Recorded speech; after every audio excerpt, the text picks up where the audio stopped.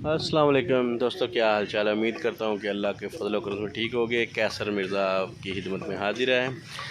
तो आज जी हमने एक छोटी सी वीडियो बनानी है जो कि है सेप्ट्रान DS के ऊपर। सेप्ट्रान DS जो कि टैबलेट है,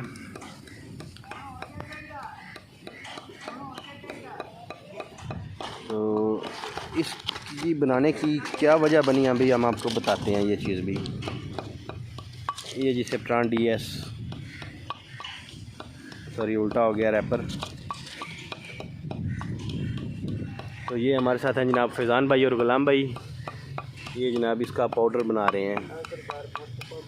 आज कल जो है ना काफ़ी दिन है, तकरीबन 10 से 12 दिन हो गए हैं। जो मौसम है वो बरसात का और मूसलाधार बारिशें हो रही हैं। तकरीबन इसमें से 2 दिन थोड़ी बहुत धूप निकली थी। तो इस मौसम में ना कुछ थोड़ी शिकायत आ रही है ये मोशन की, मोशन की, सर्दी की वजह से। तो ये उसके लिए जो है ना हमारा आज़मूदा नुस्खा है। ये इसका पाउडर कर लें और जो एक बड़ी चम्मच होती है खाने वाली, वो हम एक बड़े जानवर को देते हैं एक टाइम पे। अगर बच्चा है तो छोटी चम्मच है, ये बड़ी चम्मच जो है ना खाने वाली, ये बड़े जानवर के लिए, और ये छोटी चम्मच जो है ये छोटे जानवर के लिए।